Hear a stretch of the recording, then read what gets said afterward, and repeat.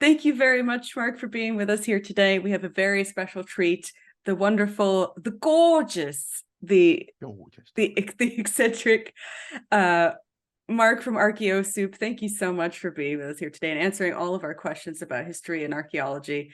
So why don't you start off by telling everybody how you came to be an armchair archaeologist for 16 years? And please do tell us, because this is the second time we're recording this, please do tell us this time about how difficult it is being a public figure in archaeology because of something that somebody sent you in the mail. Yeah, no, this is true. And you see, I prefer, yes, I prefer that idea of, oh, by the way, hello, thank you, incidentally, for having me. I do prefer the idea of public archaeologist as opposed to armchair archaeologist, because it implies the thing of like those who can't teach, those who can't teach go on YouTube. Like I teach, I've done lecture series and so on and so forth, but those are my demons to tackle. No, it's a long story, but basically boils down to I couldn't do didn't want to do art as a career. So in high school, my gran and my mum particularly were like, be an artist, go and do architecture, do something. For some reason they thought that was synonymous. You could just do art and design, then design buildings. But engineering is art. It is, yeah. But so's archaeology to a certain extent. But anyway, so I ended up going to sniffing the waters, testing the waters at a college in Northeast Wales called Yale, not that one. And Yale, it was an interesting course, interesting people, all very kind of late 90s, early 2000s goths, and that was, I could see myself fitting in. But it was the prospect of, because I've just been through GCSEs and A levels, and also at home I had a lot going on that I wouldn't even know how to contextualize that stuff for another close to 15 years. And I realized that I simply couldn't face the prospect of having my work, and in that sense myself, marked on a daily basis, when you're trying to create honestly and earnestly. So I went and did a gap year. This one was a genuine gap year. I worked at Blockbuster for a year, and the big time. Yeah. Well, I didn't go to Patagonia and put up an orphanage, and then spend my time going, oh yeah, they're so poor. So I worked for a year saving money, and then that summer tried an excavation on the more or less on the border between England and Wales, at a friary. Dug up my first skeleton, or part of my first skeleton. Ooh. And sort of got a sense that actually I was intrigued by the puzzle and by the fact that that you could look at how people were living, try and understand something about real lives in the past, and that also crucially, because in my first year I did archaeology and anthropology combined, I realized I much prefer dealing with the dead, because it's not so much that the living communities are become offended by your research, but anthropologists at the time were very much tying themselves up in knots of like, how can we possibly describe this without seeming as though we're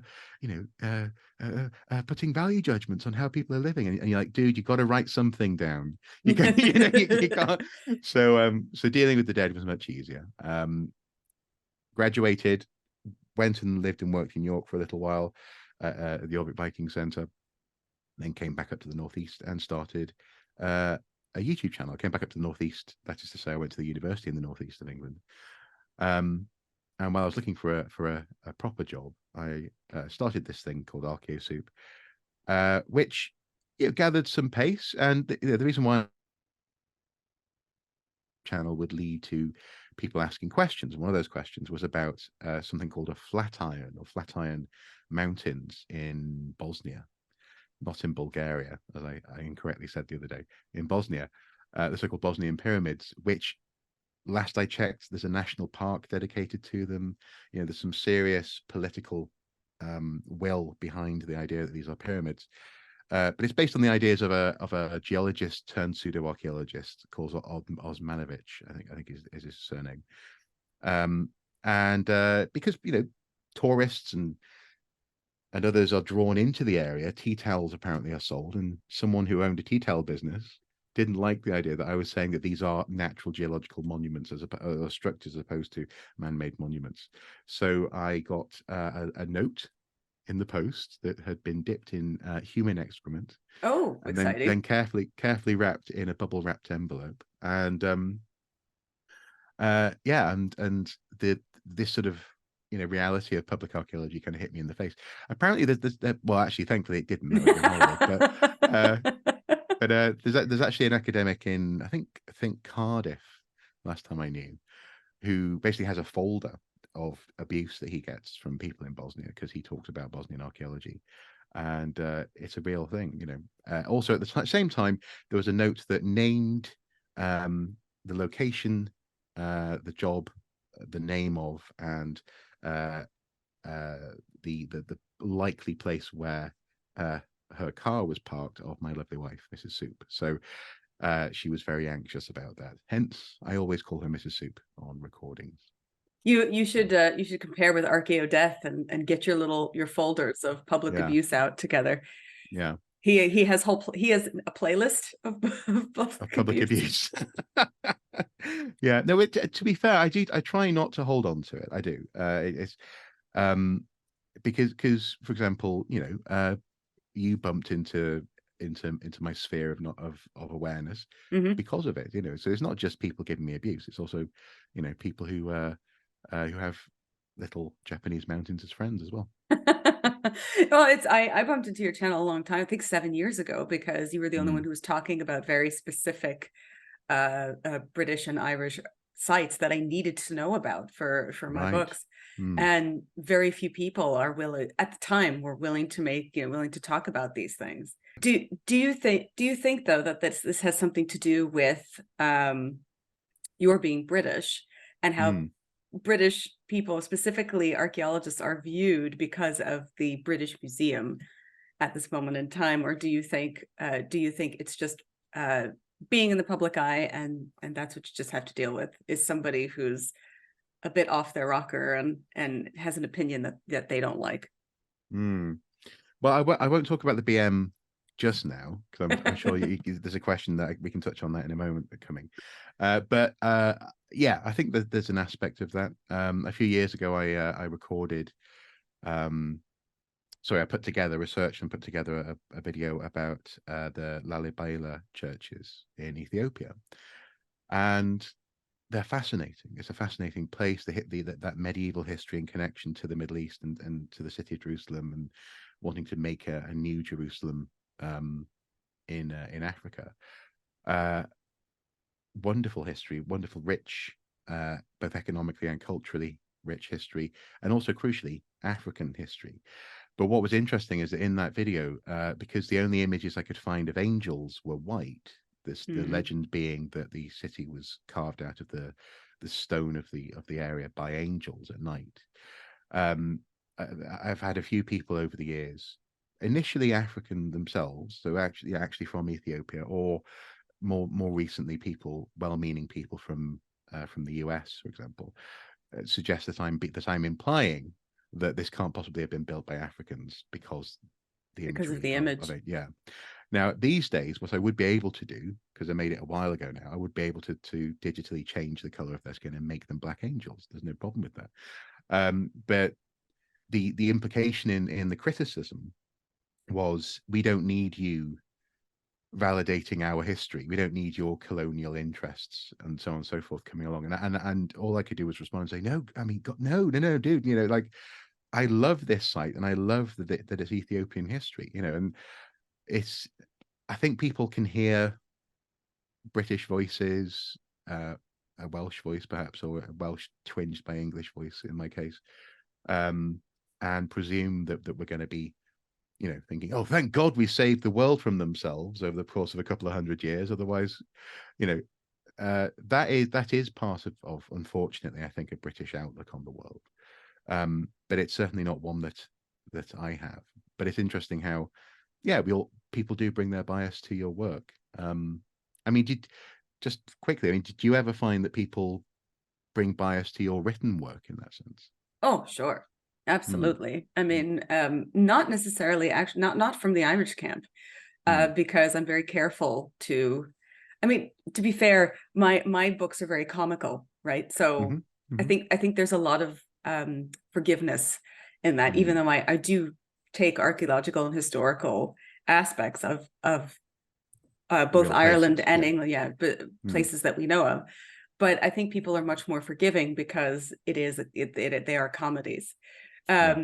So, for example, we often talk a lot about the difference between what is old is new again, and we talk about what is possibly ancient and what people mistakenly think is ancient Mm, and is mm, not. So, mm, one of the things I received last week was a letter from Professor Ronald Hutton about research that I did on the puka, and mhm, somebody asked me about it. They said, "How is it that the puka is associated with Samhain when all the stories only come from Victorian times?" yeah. And I had a feeling that they were not going to receive an answer that they liked, and I did Mhm, about a week's worth of research into like the Dinshinichas and like all the old place names in Ireland and some in Scotland, etc. And you know mhm, how it is for archaeology. If you can't find anything in the ground, sometimes a place name will give you a clue, right? yeah. Linguistically, the Mhm, linguistic archaeology is that you can look through place names and see if anything has a trace there. So, problem is that obviously the puka, you will ask me, you will say, but wait a minute, there was no P in primitive Irish. And I will say, mhm, yes, mhm, that's right. So maybe it's a B, or maybe it's something else. Or maybe they called it something completely different. mm. And they probably did, because I think the earliest thing that I found was in 8th century. And Okay. what happened in that time? Ireland was taken over. At least a lot of Mm, the main cities were established by Vikings, mm. and so it's very possible that the word puka came from the Old Norse puki, which makes sense. And then obviously Yeah, Anglo-Saxon, yeah. it's puck, right? That's where they Mhm. get it from. And so I gathered all this together and I went, a distinctly And Irish then, and then and then fairy. and then you sat in the corner of the room, just fingers crossed, just rocking for a bit. Please, please don't let him. Yeah, and then yeah. I just Mm, sat there and went, I'm gonna have to tell this Irish mhm, person that a mhm, distinctly Irish fairy is Germanic. yeah. And for somebody like me, I go, this is cool. I think this is really interesting. Mm, So just to be sure, I sent all my information to Professor Earl Hutton, who is the premier for this kind of thing. And I even sent it to a folklorist who's very well known in Ireland. And I said, do you have any other information that I have missed or something that can refute this claim? mm, And both of them said no. This is the definitive answer. mm, If the fairy didn't come from England, then the name certainly no, didn't come from Ireland. mm. And so, even though the puka is a distinctly Irish fairy or an Irish spirit now, it might not have been before the 8th century. We just Yeah. don't, that information we just don't know. And so I was But very careful saying that the uh-huh, name uh-huh, uh-huh. is Germanic, Yeah, yeah, and yeah. that And the that's all and in that sense, you're giving the space for the entity to still be. Yeah, yeah. yeah. Okay. Yeah. So to that point, what in your career, what artifact or site that you Mm. studied that you thought or that we thought was from a distinctly one culture that ended up being from another? Well, yeah, it's interesting. These things tend to be because I think in the interview, what got mangled, we were talking about the Ulcastrup cauldron, I believe. Yeah, yeah. Yeah, and also the way that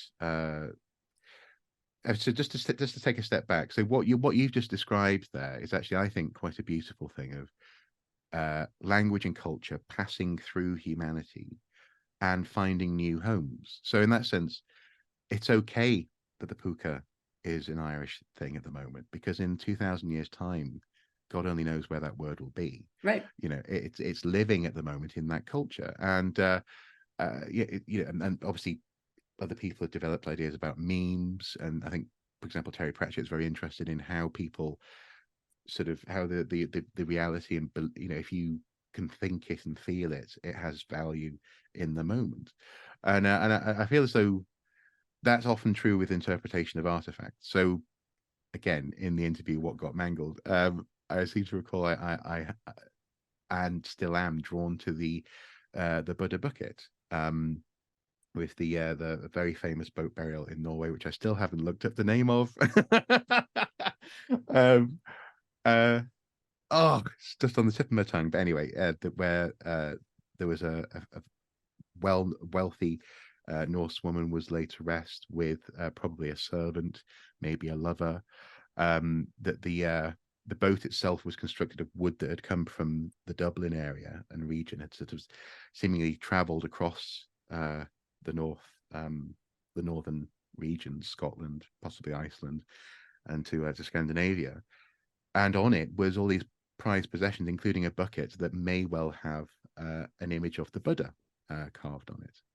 And increasingly, people question now whether or not that's the case. For a long time, people were very excited at the prospect of it having been the case. But I think, I suppose what I'm saying is I'm not actually going to tell you one specific item, but I think I find it really exciting when these things turn up. You know, another example in Scandinavia would be, you know, dirham coins or rings that have, you know, there was only one prophet and his name is Muhammad, engraved goods. And it's, what I find interesting is the way that people seem to think that there's something inauthentic when you find these things together. People have to sort of try and solve the problem. Oh, well, clearly they didn't know what they were wearing. I don't know about you, but well, actually, that's not really a good example. I was going to say, I don't know about you, but I've never worn anything that I don't necessarily know, but I'm not normal in that sense. A lot of people have tribal tattoos that they have no idea what it says, don't they? So I suppose it is possible that these artifacts were coming from far away, possibly from places like Constantinople, and just ending up in people's grave goods. We know that, for example, here in Britain, what became England, people were fascinated with collecting Roman artifacts. Essentially, they were antiquarians in the Saxon age, going around these ruins of cities and finding things, and like marbles almost, that they would keep and take with them to the grave. But okay, actually, I've got one. Chewing gum. Okay. Chewing gum.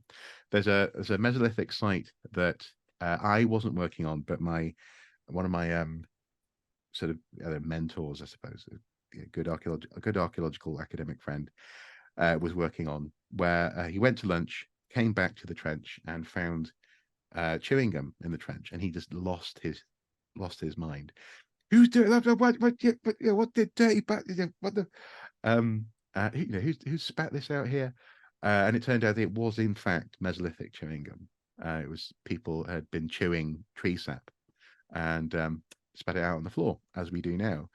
And he apparently his because they figured this out based on where it actually was. Initially, he was just like, this can't possibly be old, but then he realized, oh, it is. And then that sort of moment of something being out of time to being something really interesting and cool and touching you from across, you know, eons, apparently was just, you know, he was just ecstatic. People around him were like, wow, that was a roller coaster, you know. But yeah, chewing gum, and I suppose just one little thing I'd add on to that is that normally when people ask about what archaeologists find, that, you know, it'll be, have you found anything valuable, or, you know, have you found anything interesting? And actually, between the Cauldron, the Buddha bucket, the ship burial, really, maybe what I'll do is I'll send you the name. You can put it up on the screen. Just like, this is the one he means.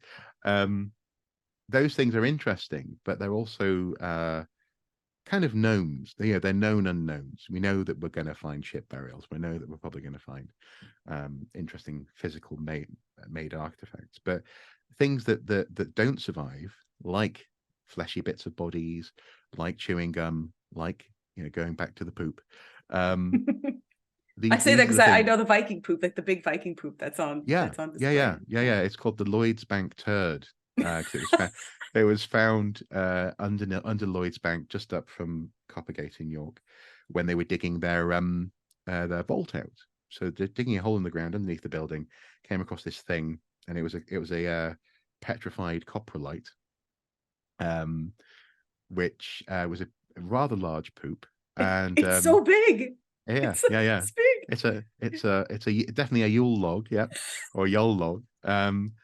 And I say that, but also because apparently in that toilet feature, they found what presumably they presume it's to him, was using to wipe his bottom, and it was moss. But in there also was a holly leaf, so they weren't quite sure if maybe it had been like an act, like a quick just grab something, or maybe it was a practical joke.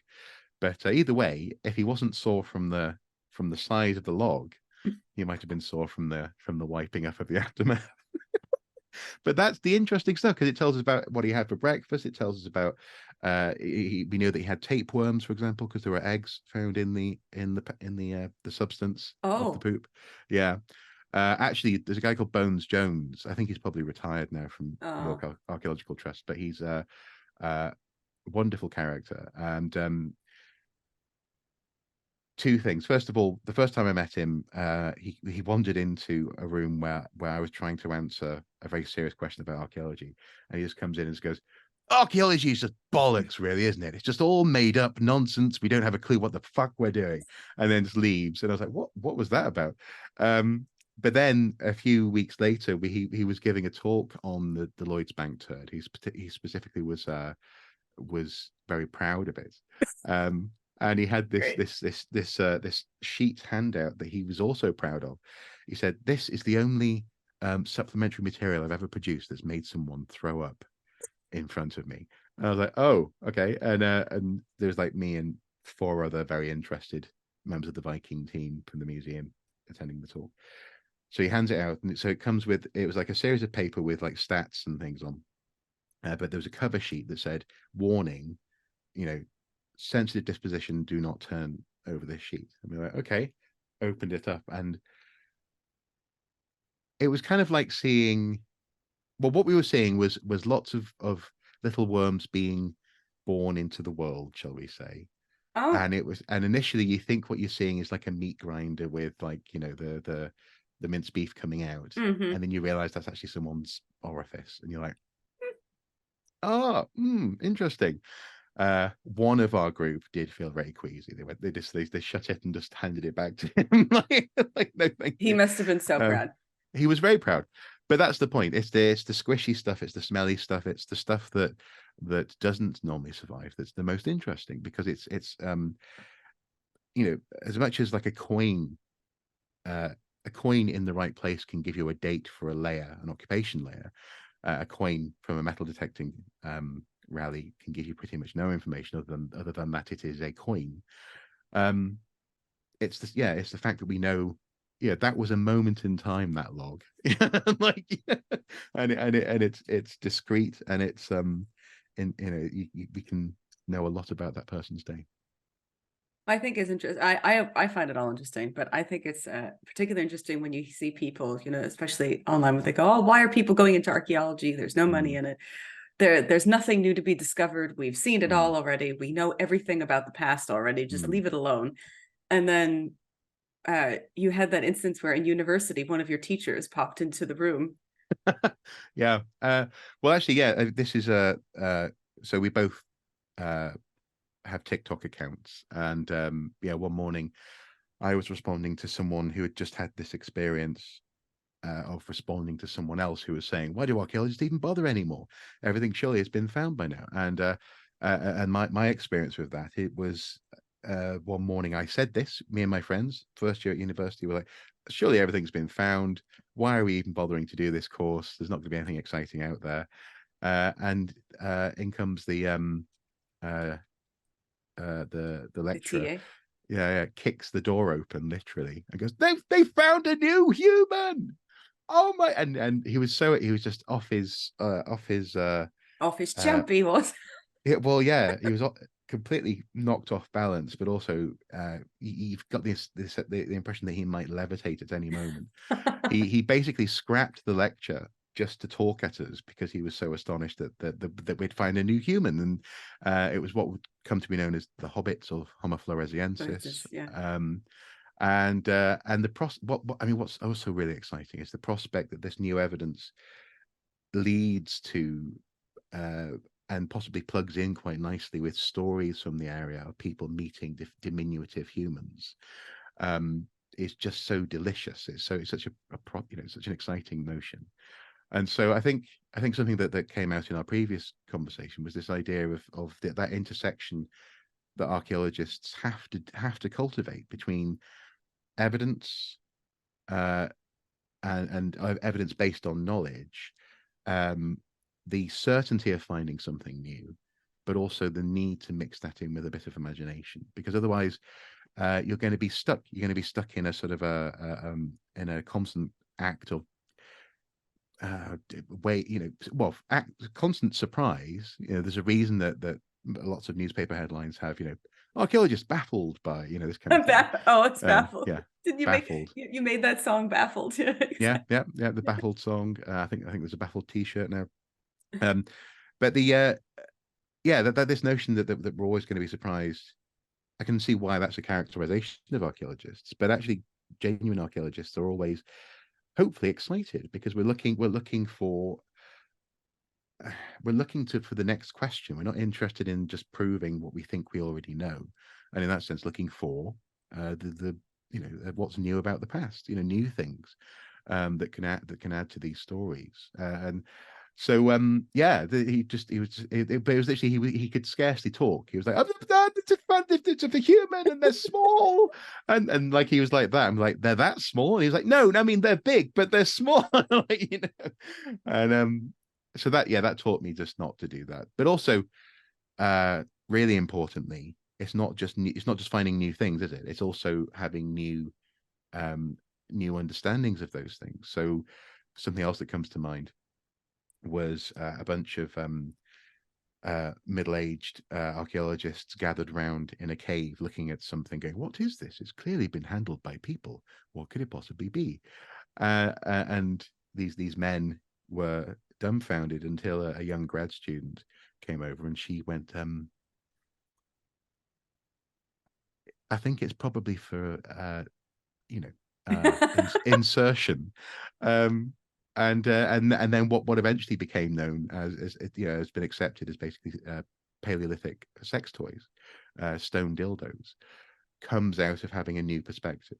So I think that some of the next thresholds for archaeology has to be rooted in more voices from local areas, more indigenous voices in other countries, and also more voices from other life ways and life paths. It's a slight tangent, but I'm also reminded of, again, on TikTok, there's this fairly progressive preacher in the US who loves finding Bible verses to confound conservative Christians. One of the things that he points out is that, for example, one of the earliest known converts to Christianity in Ethiopia, interestingly enough, was actually a eunuch, was a third gender person.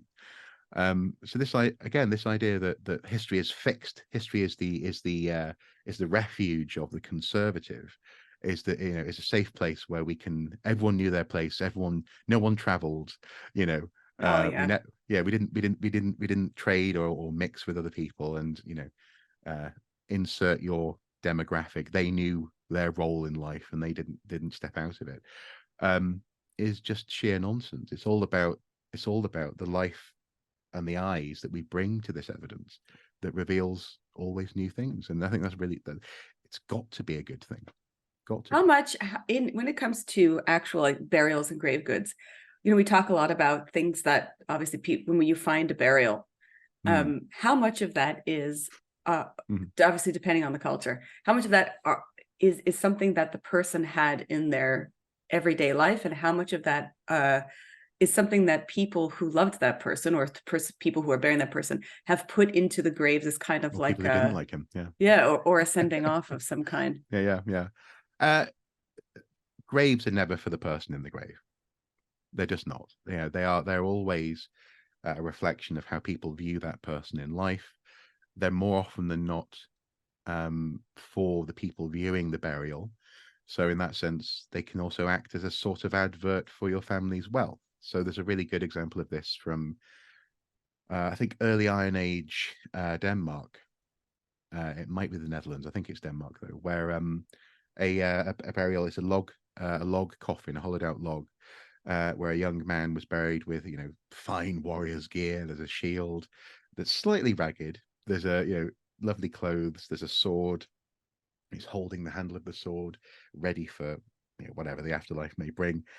But actually, he's not holding a sword. He's holding a dagger in a sheath that's very long. And I sort of joked about this as being fake it till they excavate it. Because in that sense, the burial was, people went away going, they just buried a sword in that grave. Did you see that? Oh my goodness me, I can't afford to bury a sword. Wow. And that family gets to benefit from that while the sword's probably at home under the bed, so it's, the grave is always for the living. And that may sound like a blanket statement, but it has to be in that sense. As far as it may well be, I suppose, if you don't want to be completely positivistic about it, you may well truly believe that you're doing right by someone so as not to disappoint them in some way. Maybe if you think that they can view you from their vantage point after death, but the physical goods that go into a grave, absolutely. Another example would be I think it's Raidbold actually at Sutton Hoo, where he apparently converted to Christianity in some capacity, and so his grave goods reflect that. But also within the grave are lots of pagan elements because his oldest son, but I think most of his children had not converted to Christianity, so they wanted to sort of tell their mates as the burial was going to the ground, we still have our roots. We still believe in great trees and the old gods and so on and so forth. Which Raidwald probably wouldn't have necessarily, my understanding is, fully bought into. He probably wouldn't have liked that. So I mean, what I'm very often very aware. So for example, not that long ago, a couple of years ago now, I was in bed Saturday morning, reading newspapers or whatever. Not that we don't have newspapers, looking at the news. And and it was kind of just, early morning pillow talk. And I just turned to Mrs. Soup and said, that sensation when you're holding a human skull in your hand? And she was like, she was reading a book and turned to me and went, no. No idea. No idea. I think in that sense, these conversations about the theory of, for example, burial and the social implications of burial, I imagine it's easy for archaeologists to sort of get lost in that and just take it for granted, saying things like, "Oh, it's never for the dead; it's always for the living." Or it's ritual. Everything's ritual. No, no, no, no, no, no, no, no, no, no, no, no, no, no, no, no, no, no, no. If you want, we can come back to that. No, but in that sense, what do you think of in terms of burial? Because, like, presumably, when you're writing something like Mindel, it's entertaining to maybe have, a disembodied observer, thinking about, oh, look at that cheapskate, putting the bare minimum into my grave that they possibly could. Is that there's a value there, isn't there, that's not necessarily rooted in archaeological evidence in terms of how we think about graves? Well, for him, all of his anybody that they buried in the abbey yard, they come back as a ghost or a wight or something else. So he never has to say goodbye. No. That's quite comforting, isn't it? Yeah. Yeah. It's almost like the ghosts that turn up in the book series that shall not be named. But there's something quite comforting about these characters just returning, I suppose. Yeah. Do archaeologists actually worry about disturbing the dead, or worry about curses, or you must not read from the book and all that? It's interesting. I've for many years now, I don't know why I haven't yet done it. I've been wanting to look into, have we actually come across booby traps? Is that actually a thing? Because Because some of them seem to be incidental, and some of them seem to be genuine attempts to kill people who might come into a tomb. So, for example, there's a certain type of a red coloring akin to red ochre that is toxic, and so if you're going into certain spaces where maybe they put down the coloring because it imbues the burial or the space with a sense of life, it may have the unintended side effect of being dangerous to anyone who may follow. We know that in some contexts, in Egypt, for example, false tunnels were dug. But again, whether or not there was booby traps, I'm going to have to do more research into that. But curses is an interesting one because, yeah, because in that sense, yes, I mean, obviously Egypt is what everyone thinks of, the mummy's curse and so on and so forth, Tutankhamun. There's an awful lot of newspaper coverage about, oh, the curse of the, and but I don't think it really often turns up. But I think that might be again an issue of, that when you're holding a skull in your hand. When you get cursed by the mummy. Yeah, no, exactly. Yeah, but in that sense, maybe we should be more worried about curses.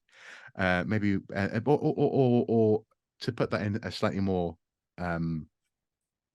actionable language for colleagues, would be something along the lines of maybe we should be really very much reflecting on what we're doing when we are excavating the remains of the dead. I mean, an implied question in terms of curses would be also as well, at what point are you just a grave robber, and also at what point does a grave become archaeology? And for the most part, I think the answer, some people try and give a literal, it's 2 generations, and it's not that simple. One of the key aspects, and we were talking about this off camera just before, is often where burials are in the way. So when, for example, a car park is going to be built outside a city, and there are burials there, decisions have to be made about what happens. That's an archaeological moment. But I think, I mean, another example would be with the HS2 line, the train line that was happening and not happening at the same time in this country for a while, and there was a huge, I think, graveyard of, I think it was 10,000 individuals that was moved just outside Euston Station in London. All we could do as archaeologists was have a sampling strategy. So those 10,000 people weren't all recorded. Most of them, I think, were moved to other sort of municipal, essentially mass grave sites, is my understanding. Some individuals were known and recorded and actually used sort of as headlines. I think there was an Australian mountaineer that we knew was buried there. So it was like, oh, we found the grave. We already knew the grave was there, of this person. But for me, what makes it uncomfortable is that, again, in terms of curses and in terms of the weight that we should bring to the dead, in terms of respect, the seriousness with which we take those roles on, is the fact that that's not happening anymore. At the moment, it may well change in the next couple of years if there's significant private funding, but that stretch of rail is not happening. So we've moved 10,000 bodies. For what reason? For what? Yeah, for what? And in that sense, that should feel like a curse. That should feel like you've taken it too lightly. And that it went. So the Mummy, the remake, is one of the favorite films in this house, and yeah, the Book of the Dead, what have we done? Near us not reading the book, is fantastic. But I think the real that real moment of breaking the seal, going into these places, I often do actually find myself thinking, yeah, what is that? Is this okay? Is it okay that we have Egyptian remains in other parts of the world? I mean, Britain obviously has some, but everywhere has them. Canada. Yeah, we have them here too. Yeah. Is that okay? We do have them on loan, though. I mean, I remember we talked a little bit about the future of archaeology and how things you could have like a pilgrimage where you could have a traveling thing where a certain country lends out their artifacts. And so here often we do at the local Musée des Beaux-Arts, we have traveling artifacts because we have so dreadfully little that's not in the National Museum in Ottawa. So for our local one, they'll pay to rent Okay. paintings or Yeah. artifacts, and then that stays for a season. That'll stay for about 3-4 months, Okay. and then it goes off to another place and then another place. So we had like the Da And Vinci then exhibit. is that paid for through ticket sales then? Yeah, so those are what are considered to be traveling private collections. Yeah. And so we have the stuff that you can get in for free, which is dreadfully small, and then you have even in our archaeology museum, which is called Pointe Caire, we have, it's wonderful, but every 6 months they completely change over everything. And so the last 6 months we've had a special collection on loan from Denmark it's all Viking, and it's very specifically Viking jewelry, and it's very nice, very interesting. But that's a $20 exhibit. So if you're okay with that, then that's great. Now to turn a linguistic mirror back on yourself, do you mean very specifically Norse jewelry? Yes. But Yes. from Norse jewelry from a very specific time period and very specific place. Yeah, exactly. Yeah. So what they call Viking jewelry, because then they know that if they say Norse jewelry, the marketing aspect is not going to be there. What I mean, so how do we deal with this then? This sort of sense of the need for marketing, essentially marketing the past, and having that moment where people can have a sense of what they're coming to see, but also be exposed to something unexpected and new. Just put in the headlines, was it aliens? Yeah. It could be. But also, I mean, like I know that you've called people up on the notion of, are you a Viking though? Because a Viking is a job, that kind of thing. It's not even, that's the thing, is that it wasn't even a job. It wasn't something that they chose, right? It was just it's a verb. That's what it is. To go But Vikinger. yeah, exactly. So same thing, when I'm not in the Viking specialist sphere. That's very much my writing partner. But I when it comes to Celtic stuff, people say all the time, oh, are you from Celtic peoples? I go, no, they're dead. Yeah. They're dead. This notion of, yes, you could, now when we talk about the word Celtic, we talk about it specifically for the languages, and that's it. So when you see all these, and art, I suppose, as well. Yeah. Well, because sort of. Yeah, so what is Celtic art? Is it the Latinic culture? Is it it's not the Cauldron anymore, right?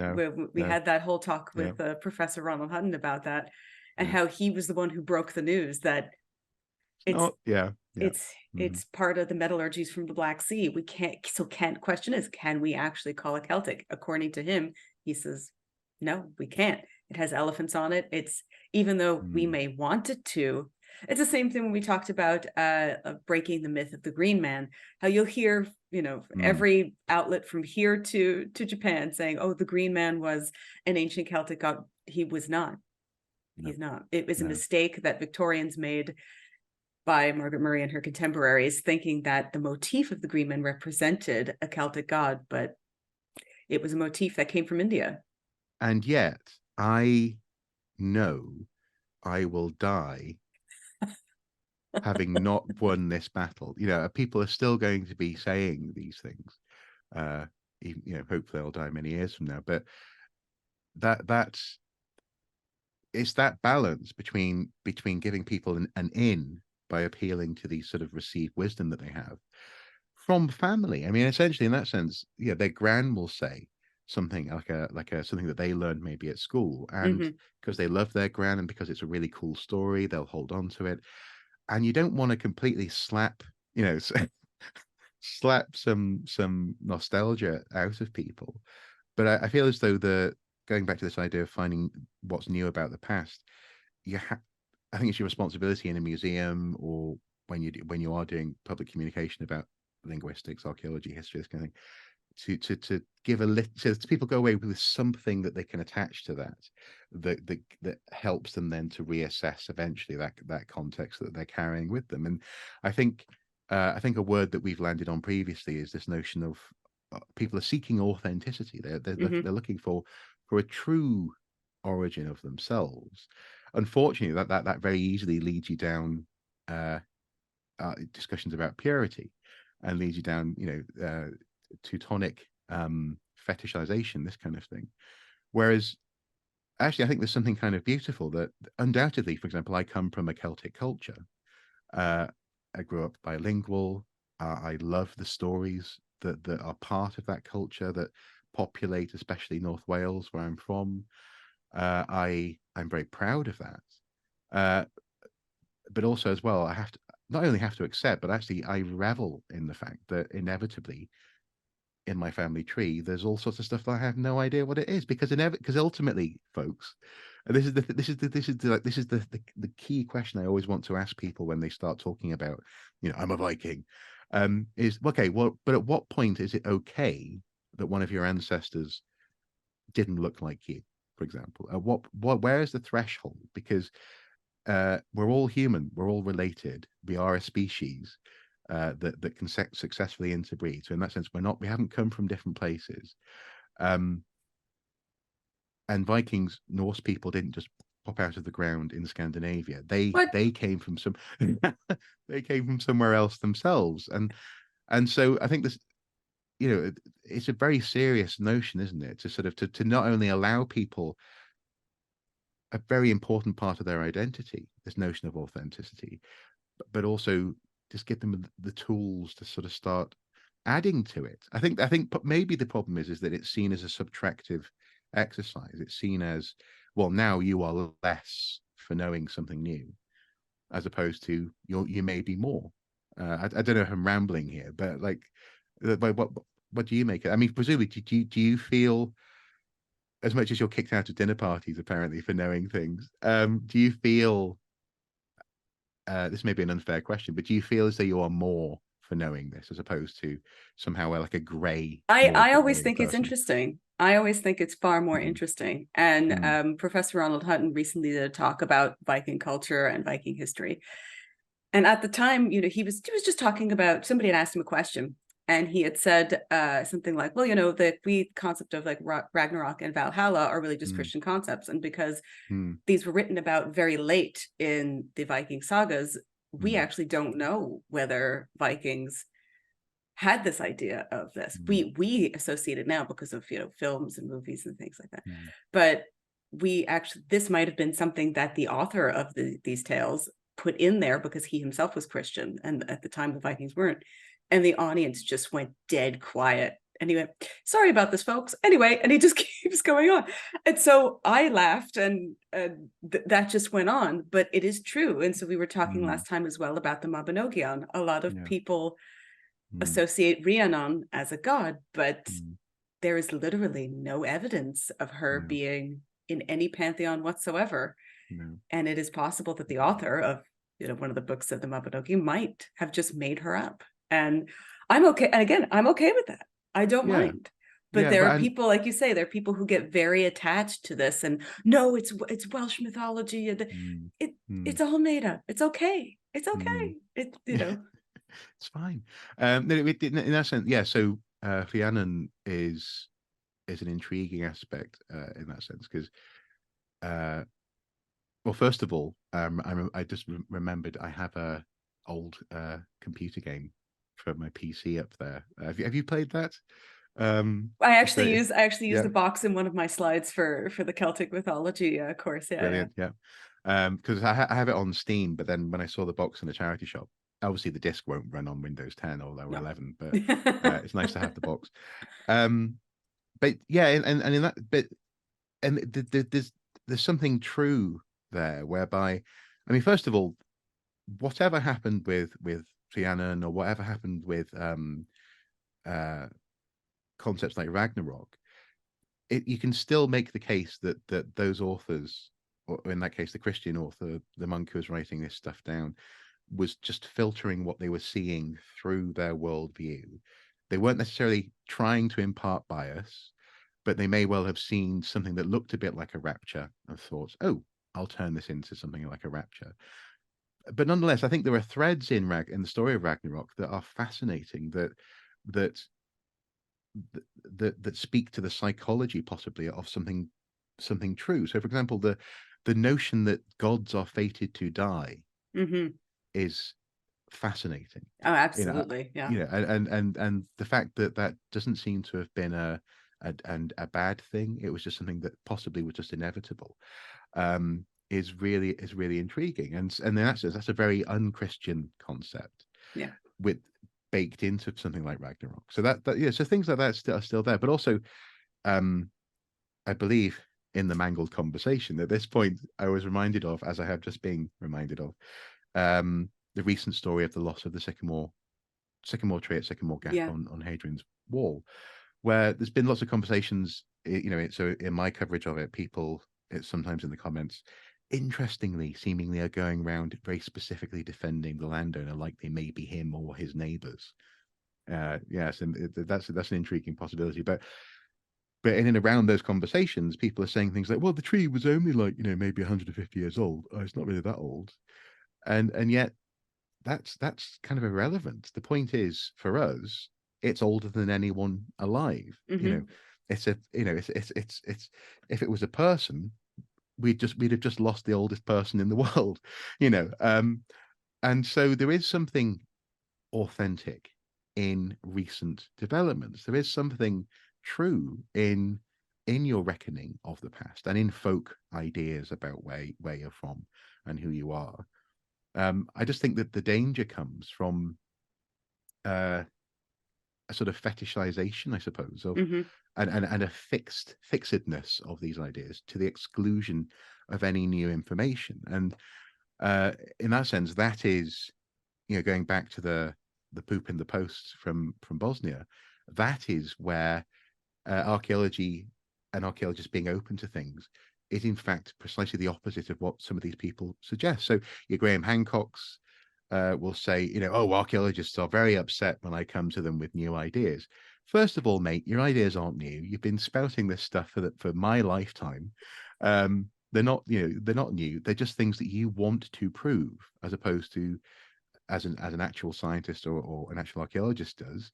You have a question, you see what the evidence says, and then you kind of have to modify your hypothesis accordingly. It's Yeah, Greek absolutely. science, The paper that I did when I was doing research about Avebury, I was looking at linguistically, I was looking at the history of the word Avalon, Okay, and yeah. I had a pretty good paper going, and then I discovered that our good friend Geoffrey of Monmouth actually took the name of Inish Avlach from an old Irish tale, and he completely screwed up everything. And I went, well, thanks, bud. I will never believe anything you say ever again. And I never have. And that's okay, because it as you say, it forces you to do the archaeological aspect of it, rather than just looking at what one person said 1,000 years ago, and keeping your research based on that. And I think there's strength in being open to the value of being wrong. So in that sense, it hurts in the moment. You really wanted to have your paper and eat it, but you couldn't, because you're doing that work honestly, and that's what archaeologists actually do. So this idea that for example, if aliens did build the pyramids, if there's any They did evidence build at the all, pyramids. and also they're Joseph's grain stores as well, apparently. Uh, okay, so if there was evidence of that stuff, first of all, archaeologists would be rushing to tell the world, because we'd actually make some money for once, you know. But also, secondly, it would be an interesting new angle. It would be more information. It would be added. It would be additive. There's not like a religious text that is history that we're trying to make sure everyone follows. But also, as well, has it ever occurred to you, or maybe folks in the audience, like, not all weird ideas about the past can be true at once. I mean, they can in a social sense. They can no. So they can in a sociological sense, obviously, and we can all bring beautiful tales to each other. But you can't have the person who believes in young Earth, for example, going to the same pseudo conference as the person who believes in aliens from 20,000 years ago doing things, going to the same conference as people who believe that the Earth is flat, and have them all be correct. I mean, somehow they manage it, but I think this is because their premise, they start with the premise, and then they try and find evidence to support that premise. And so, yeah, I imagine there's little sort of alliances that form. Well, no, I imagine you see them, little alliances that form, where they'll be like, yeah, the government's totally trying to stop us from knowing the truth about aliens, but and and young Earth, of course. Yeah. And I imagine up until To they know that's leave. not true, all you have to do is look at, was it the news of 3 weeks ago where they had those, was it the alien corpses in Mexico Oh who yeah, were really yeah, just cake. cake. There was somebody made a meme where they Oh, cut them in yes, half and they yes, were really yes, just yeah, cake. yeah. But they did do the MRIs on them. They did Hmm. find that they are a single skeleton, and they're Right. continuing to do research on them. So that's all you have to. But Uh-huh. if they really were aliens, why do they have human body structures? That's all I have to say. But it's still, I find that amazingly interesting. And look how fast that Mm, information was brought to the mm, rest of the world, mm. especially with the internet these days. Do you know, have you ever thought about the way in which all of our conceptions of everything we, Star Trek, everything that we think of as being alien is written on this planet? It's interesting, isn't it? How, I sometimes I just find myself just really thinking about, we are in a fishbowl, folks. We are constructing this universe for ourselves. You talk to And an astrophysicist, they'll tell you, oh, mm, it's more likely that an alien life form either will not be made of the things we're made of, or they'll be silicon based life. yeah, That mm, if they really are coming from someplace that's so far away, mm, that's not in our galaxy. I think, was it the Milky Way is what, 400 billion stars is the Milky Way galaxy or something like that. yeah, yeah. And we Mm. haven't found any sign of life here. So it has to come from further than that. Who's to say that it would be, Recognizes. no, either Yeah. we might not recognize. But we can get into it, but there's like the whole thing of Fermi's paradox as well, where because of time and Mm, relativity, mhm, they're looking at mhm. us and we're looking at them, and we can't find each other because of Yeah. where we are in space and In the time. timeline. Yeah. Yeah. Yeah. So But I don't. speaking of aliens Sorry. and space and time, Uh-huh. let's talk about our good friend, the Dark Souls of archaeology, our good friend Stonehenge. Yeah. Why has it become Yeah. such a headache and such a thorn in so many archaeologists' side? And why do you think that it's more popular than places like Newgrange or Bryn Celyn or something like Maze Howe? Mm. I think it's okay. So yeah, I think it's this stuff is very much of the same theme or a similar theme to what we've just been touching on. Uh and that is, it's about cultural baggage, and it's about this idea of it being the dark souls of archaeology, is one that we discovered together last time we spoke. In so much as it's both its curse and its strength, that people know the word Stonehenge, and they know that if you have two stones with a stone on top, that's Stonehenge. That's a Stonehenge thing. So we found a henge like in northern Spain. It's always also older than Stonehenge, people will say. In that sense, in the history of this planet, most things are older than Stonehenge. Like, almost everything is older than Stonehenge. Where humans are older than Stonehenge. Um, but Stonehenge and these other, I'm sure you must have a similar Canadian example. But here, for example, people often in Britain will talk about a meteor that's twice the size of Wales. Wales as a unit. And so in that sense, Stonehenge is a conceptual unit for people, even if they don't really know what it is. And that's, on the one hand, it's wonderful. I love the way that Spinal Tap is perfect. It's perfect because it encapsulates, no one knows who they were or what they were doing. Um, it's fantastic. And I wouldn't live in a world where Spinal Tap didn't do that. I simply wouldn't accept it. But it does mean that that also, as well, Stonehenge is a victim of its own cultural capital and its own success in that sense. So I mean, first of all, it was Stukely. I've forgotten his name last time, but I forgot his name last time. William Stukely, I believe, who was a historian who was basically practicing very early landscape archaeology when he tried to sort of reenact what he thought would be druidic rituals at Stonehenge to try and understand the monument. And that's very admirable But for, were the Druids at Stonehenge, Mark? Were they there? tell us the truth. You have such a fantastic putting the moment on the putting your finger on the nose of things type tone in that moment, because yes and no, like yes and no. Of course, Druids saw Stonehenge because it was around when Druids were around. Who knows what they thought of it, though? I don't know. I do wonder But what they thought of it. Yeah. yeah. And for that, we can look at comparative stuff. So we can look at poems from the Anglo-Saxon chronicles, like the Ruin, talking about I think Chichester, and imagining what the Roman world might have been like. So that that's a valid way of thinking about it. The other thing is that Stukely arguably was doing early experimental archaeology, early a form of phenomenology, trying to understand what would it have been like to stand here, in pre-Roman times, and monitor the sunrise and be in gowns and so on and so forth, looking back to the writings of Caesar and trying to ascertain something true, or a truth. But the problem is that's a rod for our own backs, because he basically forever connected the two. And of course the king of the Druids today is a fascinating character who but anyway, but the thing, so it's a strength that people know about it, but it's a weakness because it's not actually a monument. First of all, it's not actually a henge.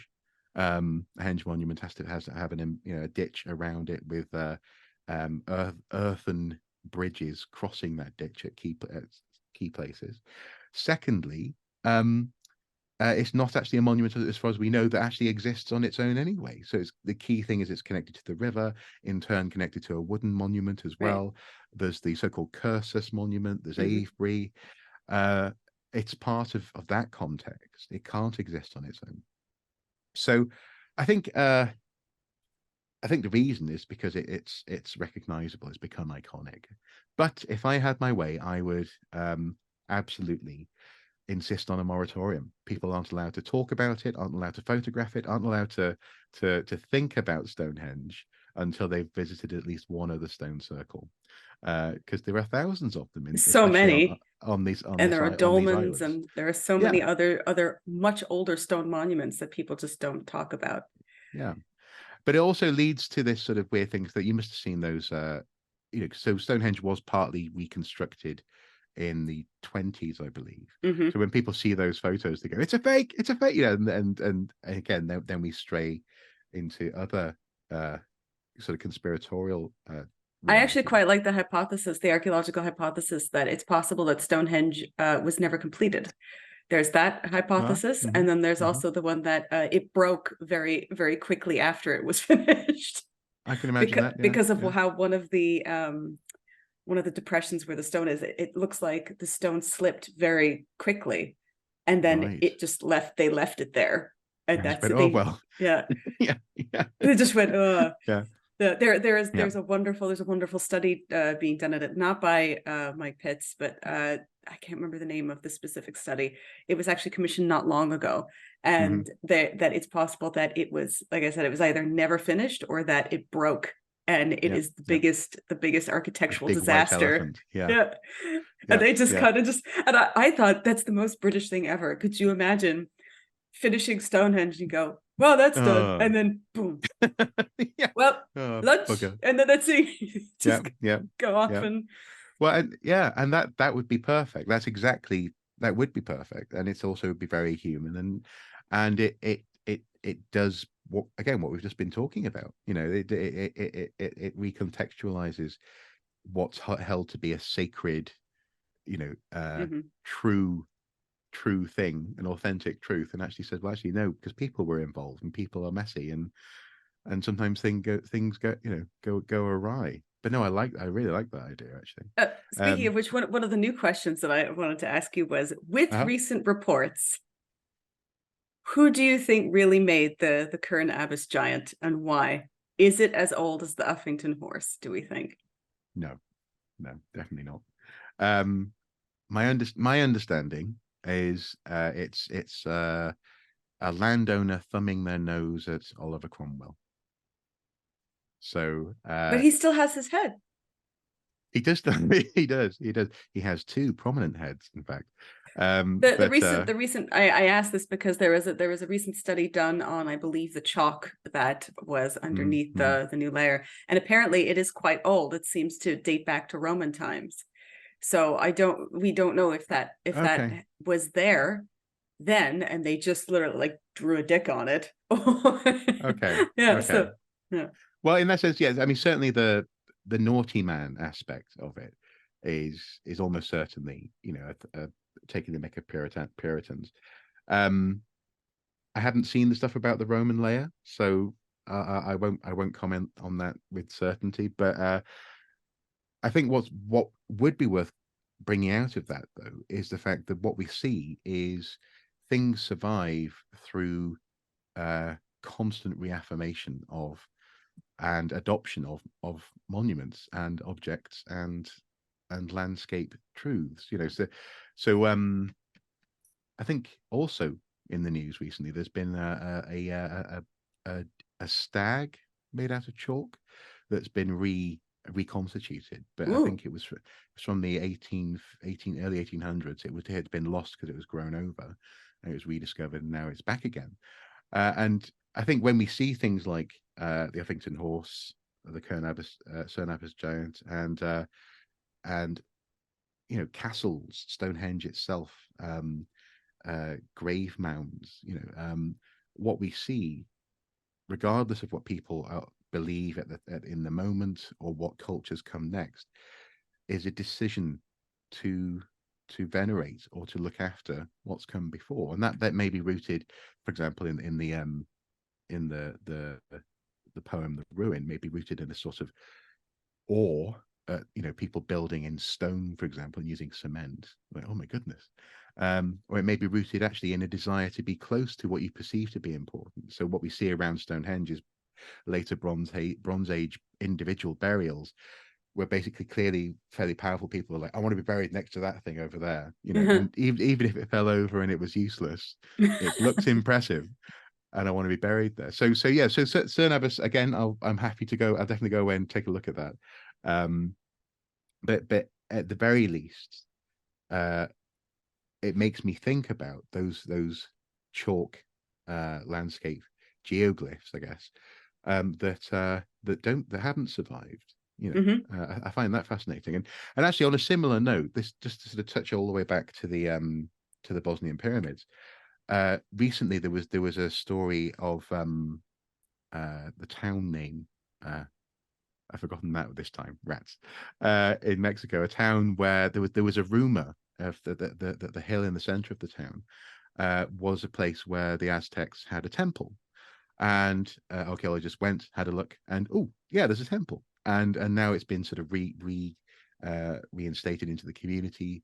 That sort of lore that was passed down and now has a solid touchstone, and that's what we do. That's what archaeologists are interested in. And so, in that sense, the fact that there are places that do get lost, in some ways, isn't a surprise. But it does make me wonder. Yeah, actually, if for every Cernabas giant, maybe there's a certain woman giant that's lost, you know, that isn't carried forth. That's why I sent you the Venus of Willendorf, that study that says that it was carved by a woman looking down at herself, which is why the backsides of all these things are so deformed. And why they're exactly, and why and the pictures, the evidential pictures are very interesting. Yeah, well, yes, very. And when you first mentioned that, I hadn't heard of it, but you shared it recently with me, and it's quite compelling. Yeah, and the fact that when you look down, you can see this sort of forced perspective idea of how big the boobs are to the legs, for example. Yeah, it's perfect actually, because your legs do look shorter to you than they are to someone observing you from a distance. So yeah, I like that idea, and this idea of again the importance of new voices. That's where new discoveries are. You know, yes, new things are always being found, but also the whole point is that because presumably that's come from I'd be amazed if that hasn't come from an academic in the shower, basically, and just going, oh yeah, from here my boobs look really big, you know, like, and then thinking, oh, Venus of Willendorf, and um, you know, you just wouldn't get that with previous generations of archaeologists, shall we say. I'm not going to name and shame or not going to categorize them, but yeah, you just wouldn't. Yeah. So presumably, is that now your sort of your head canon for the Venus figurines? I think it's very Yeah. interesting. You had Mm. mentioned last time you were talking about the shell cap, where Yeah. people had Mm. been debating whether or not the Venus has curls or it's a cap of shells. And Yeah. you said there was a burial in Italy that they Yeah. discovered. El Princeps. They thought it was male. It's actually a female grave, I believe.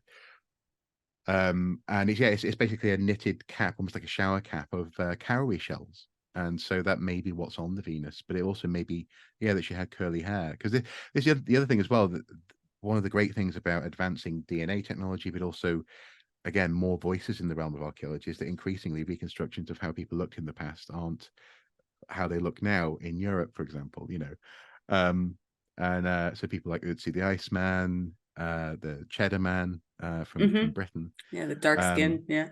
yeah, and what's really interesting though, again, in this sense of authenticity and the way that people can hold a sense of self, despite hitting that sort of bump of new information, that's a fascinating example because people at the time got very excited when DNA testing was done on Cheddar Man. It was shown that actually he's very closely related to someone who still lives very close to Cheddar Gorge. Now, to be fair, he probably is related to an awful lot of people across the world, but actually that was really cool. And people go, but he's a white man. He's an English white man. Why he just looks nothing like. So are you saying that this Cheddar Man looked like it looked like he basically swore the Yes, Norwegian 2000 oligarchs? years ago. I believe there was, Yeah. some time that Well, passed. Yeah, 15,000 years. Yeah, 15,000. yeah, Yeah. yeah. Yeah.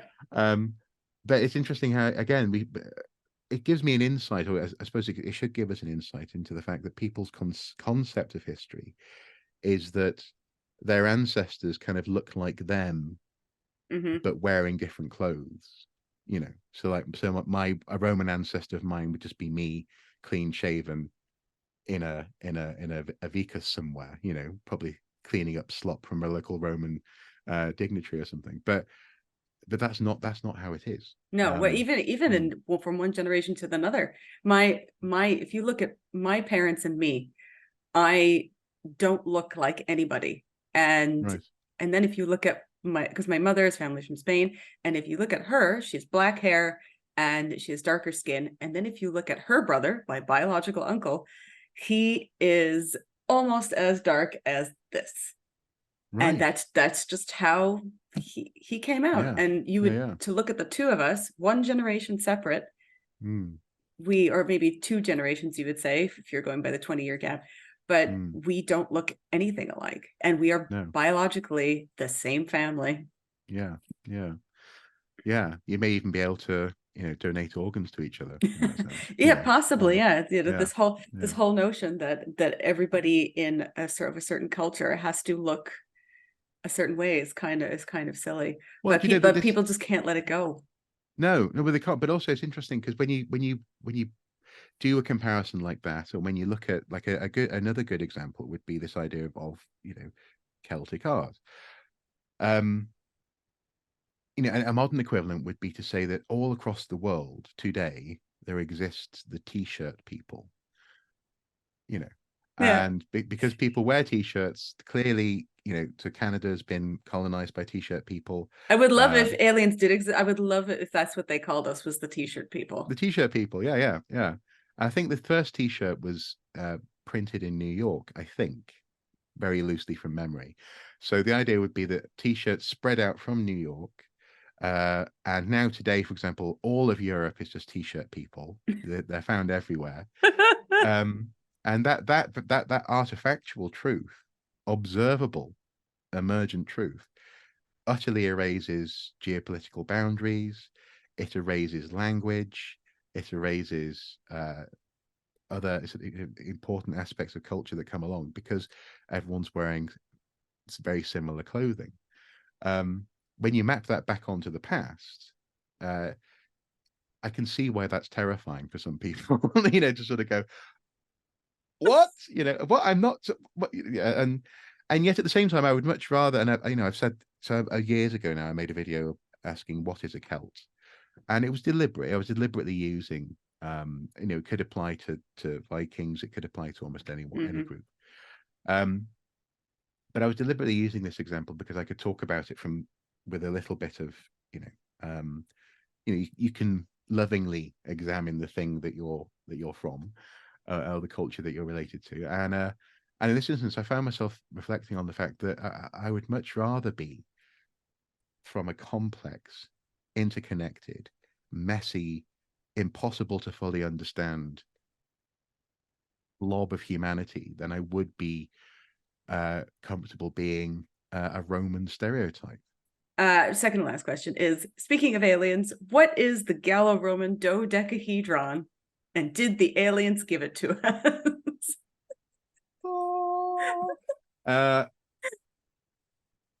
Yeah. So it's fascinating, and this is one of the reasons I love cave art, for example. It's one of the reasons I love so many aspects of archaeology is that you get to actually play with it.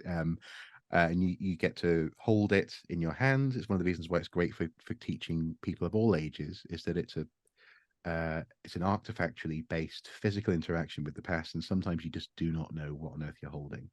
And in the case of the dodecahedron, I think we jokingly, I jokingly landed on the notion, and I like this notion, so I'm going to repeat it for the benefit of people at home who will hear this version of our interview.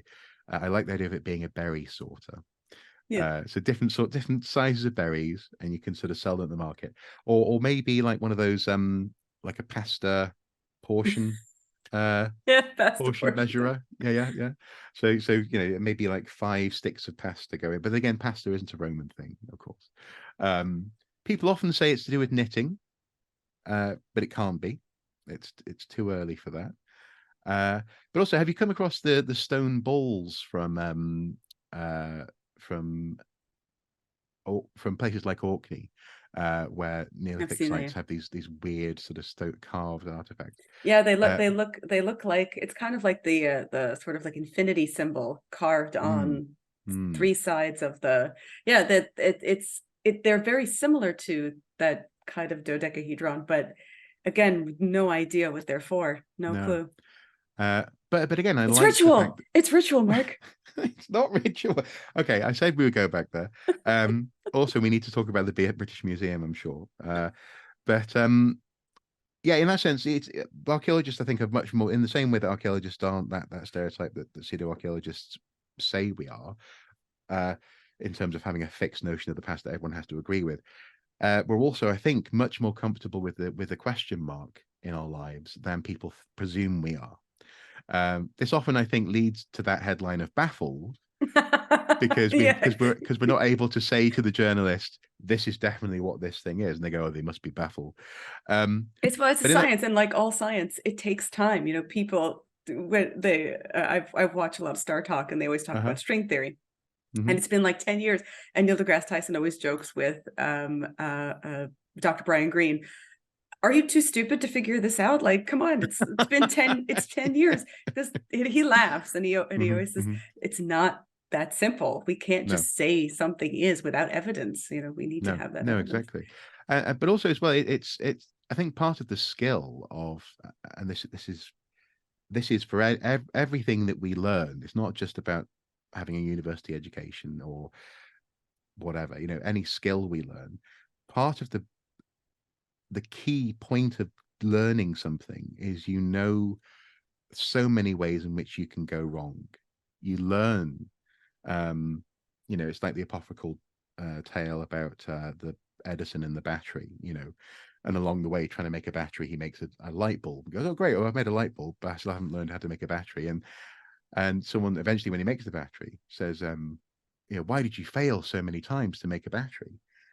And he says, well, I didn't fail. I just learned hundreds of ways not to make a battery. And the same goes for, yeah, for when you're trying to carve something, when you're trying to understand something. And in the case of these mystery artifacts, these mystery objects, I think their value now lies in the fact that they can start a conversation. that's got to be one of the key aspects, because we can't. The worst possible thing would be, we don't know what this is, and we'll never know. We will never know. It was aliens. And yeah, well, aliens ritual, yeah. But that's the point though, with with this notion of archaeologists saying everything that they don't know what it is ritual. Funnily enough, I mean, I know you joke, well, you joke, semi-joke, maybe trying to get a rise out of me on aliens, but actually the aliens thing, ironically, I'm completely open to Yeah. contact with aliens. It's fine if we can demonstrate it. Do you know, Yeah. that's the base requirement, is that you can just demonstrate it. Because archaeology can't prove that aliens, for example, do not exist. Right. Not least because that's not what we're trying to do. But also, if there was if a material that could only have come from a particular part of the galaxy appeared in a human occupation layer, it would be amazing. It would Yeah. open up a whole new realm of archaeology. So, and this, so in that sense, the value of these artifacts is that maybe something amazing will come out of them. So what you're saying is the only money to be made in archaeology is aliens. That's what you're saying. No, but it could be lucrative, But yeah, I mean, what do you think of the dodecahedron? What do you think it might be? I thought that it was for making like a thread or yarn, because it looks a lot like something that you would wind a Because thread on each yeah. each intersection of a corner, there is a little ball, isn't there, on the outsides of it? Yeah. I thought it was that, or maybe when I first looked at maybe something to do, and then I saw the ones in Orkney, and I thought, okay, maybe not. And then I thought maybe it has something to do with a game. There's some kind of a game, or that maybe some kind of currency, some kind of pseudo currency that they used in between and in between changing coins or something like that. Yeah. But what their value could be, I mean, because they are different sizes, right? So I thought, okay, maybe something to do with a currency conversion. How you would do that, or what their value would be, I have no way of knowing. But also, I imagine if you put something granular inside it, if you sort of pass that, say, through a bucket of sand, there's going to be something that happens as the material is leaving that, depending on which orientation you're in, will have a different effect. Yeah. So yeah. But you see, this is it. This is the great thing about those artifacts, And as I say, talking about cave art is the same thing. We don't know, and so therefore there's room to play. And I think that's the key sort of triangle. Just to come back to that I hope people at home go away with, is this idea that actually archaeology is a science. It is storytelling, and storytelling with messy humanity, but it's also got to have imagination in there. But the imagination is also connected to the other part of the triangle, i.e., evidence. They're not operating independently. So and also it would be a little of limited value for me to suggest that that Romans had iPads. It would be it would be ridiculous, even though it would be a fantastic thought experiment. It just it's not useful. But actually, a good example of that intersection, though, the crucial aspect of that is that early medieval shoes, for example, we tend to find examples from urban environments where layers are often being put down, flood layers, rubbish layers, building collapses, so on and so forth, very quick, very rapidly. And so shoes in an urban context, for example, in York, they're very smooth. It's basically like a slipper with smooth leather soles, because you had to essentially ice skate or mud skate around town. There weren't any pavements yet. I don't know if I mentioned this to you last time, but there's a street in York called Pavement, because it was the first pavement in York. That's amazing. And people were like, "Oh my goodness, this is amazing! This is the pavement. I don't have to be on." Yeah, I love that. But anyway, so people would be essentially mud skating, to visit friends and to go to the shops. So those are the only shoes that we find. Now, these are people in York. They had contacts in Scandinavia. They had contacts down to Constantinople, to North Africa. They went all over the place. They knew what wet and windy and frosty, slippy weather was. And before them, the Romans had hobnail boots. So I have no problem imagining that a farmer at that time, or someone working on a boat, had hobnail boots, and that those hobnails were used for something else when the shoe got old or whatever, and the shoe just didn't survive in the same way that these urban shoes do. But the where the triangle breaks down often for what we used to call the thread counters, the stitch counters, reenactors who would come to the Jorvik Viking Festival every year and come to the museum and be like, your clothes are not accurate because there's actually, you have twice the thread count of what should be possible for the year. Is it 793? I think it's 793. And You have a behind you. You even have a Viking with the horns on his helmet behind you. I do, yeah. That's because he's a wrestler, actually. That guy. Yeah. Yeah. From the WWE. But it's yeah, these people would come around and they took so much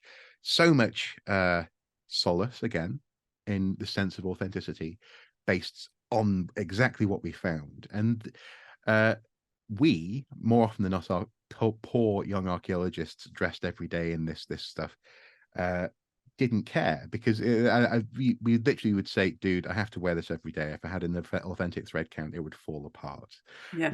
Because I only wear this top. This is my my character's top. I don't have a wardrobe. And so when those same people go down to places like Hastings for reenacting, to reenact the battle, people are slipping and sliding everywhere because it's a wet field. It's dangerous. It's really and so that holding the evidence so tightly, again, as some people accuse archaeologists of doing, actually means that you're possibly endangering your life, but also in some ways it means that you're not actually trying to recreate the world, the whole world that evidence comes from. And again, we have to be comfortable with the fact that we're not going to find all the evidence for everything. We can't know. I think part of the difficulty in the balance is, like, as I always find it interesting when I find out something that I was wrong about. I think that's fantastic. But I think it's also that because a lot of archaeological projects are funded, they want an answer, right? So they pay you to excavate to get that answer. And if you do the excavation and you get artifacts, that's wonderful.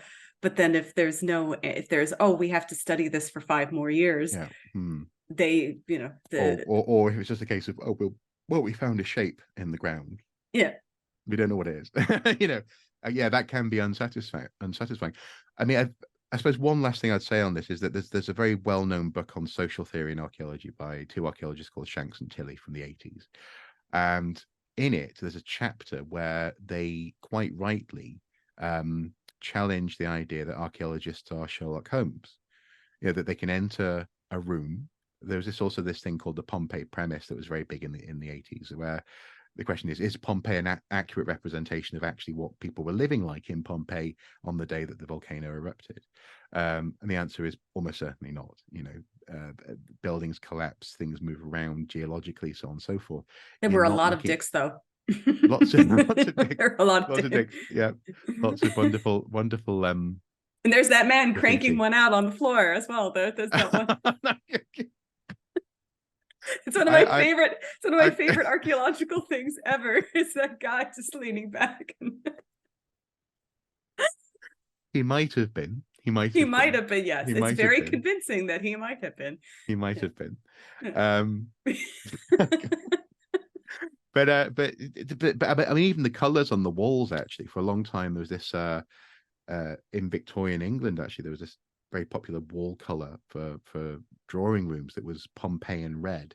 But actually the heat of the volcano changed what were yellow walls to look red in the moment of the eruption. So again, these things aren't preserved in aspic, and you can't enter the room like Sherlock Holmes and just sort of reconstruct the truth, capital THE, from the evidence that's in front of you. There are many truths, and these truths, again, going back to what we were talking about in terms of what life experience you bring to the evidence, how tall you are. I mean, it could be almost anything that you as the viewer in that moment can use to reconstruct the truth. means that you have to be comfortable with it. You can't. First of all, you can't hold on to your truth too tightly, but also as well, you really shouldn't be trying to tell people that you know the answer, because you don't. But that also has to be balanced with that triangle. Again, that doesn't mean that people can get to talk about Roman iPads. Speaking about knowing the answer, people have asked, is there Mhm. currently good work for archaeology students, and what do you do all day? What do I do all day? Frankly, What well, you know, what do you do that is part of your degree and part of your oh, archaeology? sorry, right, okay, okay. There's always a great joke. So I have a good friend, Sylvain Nouvel, who we do literary events with, Uh-huh. and he always, whenever we meet, it's always during the day. And so, one day he just sat back and he went, "What do you do all day?" I go, "I'm Mhm, mhm, working. mhm, I'm mhm. here with you. Like we're running it." Yep, But yep. there's always that joke of for especially for authors, like, "What do you do all day?" Yeah, yeah. How do you pass your time? Um, so yes and no, and to be brief, yes and no. There isn't and is not great work at the moment in archaeology in Britain. Certainly not particularly well paid, and at times in more recent years, there's been a lot of work though, especially linked with projects like HS2. But the whims of civil engineering projects means that actually they're very vulnerable to being shut down. So the northern leg was closed, and the head of a uh, a management organization reported on Twitter that overnight 60 people lost their jobs Mm. because someone in London decided not to do something. So yeah, there is work, but it's itinerant. It's quite vulnerable if you're doing that kind of work. Academic work is harder and harder to get these days, and also as well, it comes with a particular price, a social, political price, I guess, actually, and that is that um, often archaeologists are the whipping dogs of your populist of the moment. So if you're talking about statues, for example, then you're likely to be unpopular. So, but I don't really want to paint just a negative picture of being an archaeologist. Uh, there is, I mean, I remember when I was first thinking about being an archaeologist, I looked at the Times Higher Education supplement, and every single subject had a little summary. You know, if you do this degree, you can expect to earn this much, and you can expect to do that. Uh-huh. For archaeology, all it said was archaeology is really more of a passion than a profession. And that was they was yeah that bearing in mind this is the Times and they're trying to like write to middle class aspiring people. Yeah, it's more of a passion than um and this is true. Yeah, see, so uh yeah, that is an issue. But to flip that on its head, the thing that I'm very passionate about is not settling for that. I'm not saying I'll achieve that for myself. As I was saying to you before we started recording, you know, sometimes there are days when you just go, oh, can I afford a coffee? Yep. But uh, but I think that only changes if people insist that it changes. So one of the key aspects there would be not just accepting the joke, and it is a joke, but it's also a grim humor that you know if you're an archaeologist, your career is in ruins. Ah, you know, I've I'm literally still been waiting on. for that book, Archaeosoup, My Life in Ruin. Didn't we? No, didn't we? Wasn't there something else that we thought would work better? I think someone else has claimed that already. But you know, I was on a dig recently, uh, this time last year, I think, where you know, an slightly more grizzled, older archaeologist was really irritated with people sort of my age and a little bit younger, talking about how we hoped to be able to, you know, go on holiday maybe, or maybe own a house, or have children, you know, have a life, you know, like he was like, who do you think you are? What do you think do you think you're entitled to these things? And I didn't say this to him, and I'm not naming him because I wouldn't want anyone to say that I was saying this to him now. But I would want to, in that moment, sort of go back and just say, well, actually, we're having to have these conversations now because you didn't have any aspirations. And and your the people of your generation, especially people who are now in relatively comfortable senior positions, and I say this with experience. I talk to these people. We observe, Andy and I, in the work that we do on the Watching Brief, observe their public and private behavior. They're comfortable, they just don't care. And in that sense, you could say it's a bit boomerish, possibly. But it's unfortunately become a truth of archaeology in this country. That a couple of years ago, there was a report that was done by, or maybe 18 months ago, that was done by Badger, a British archaeological jobs resource, which highlighted that one of the key findings, in addition to things like mental health being a problem for archaeologists, often also alcoholism, which has always been a joke as well. In Time Team, they always went to the pub. They also pointed out one that celebratory pint, one celebratory pint. That's Phil Harding, man. Oh, Dr. Harding, he's the best. He can drink. But so yeah, is the fact that there's a huge churn in the industry. So people who graduate, bright-eyed, bushy-tailed young archaeologists, go and get work if they can get work because they need to have experience, and often to get that experience you need to be able to pay for the experience, and so on and so forth. That's a whole issue in its own right. But the industry, basically the sector, has been relying on an endless supply of students who throw themselves headlong into a role, maybe do a couple of digs, realize that they're not going to be able to have a career structure that they would like, or have a life that they were hoping for, and then they retrain. They become teachers, a radiographer, for example, I can think of. I know someone who retrained to be a lawyer. That is a key issue, because archaeology doesn't have a passion problem. What it does have, though, is a retention problem. And frankly, I'm one of the victims of that. And I say victim in a broad sense. I don't feel personally hurt by it. But I do what I do, which is a very broad-based work. It's partly teaching, partly filmmaking, partly trying to start voiceover work, so on and so forth.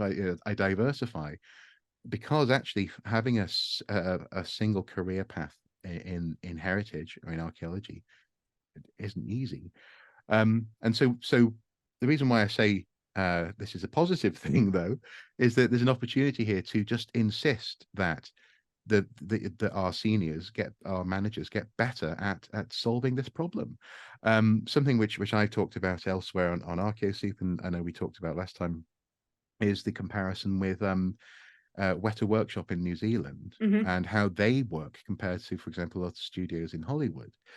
They, between big jobs, between films, they do work from local museums. They indulge other smaller projects, and they encourage their staff to go to other departments and learn other skills. This doesn't mean that your model maker is going to become a CGI person, but it does mean that they can have a better sense of how their model will work in a computer.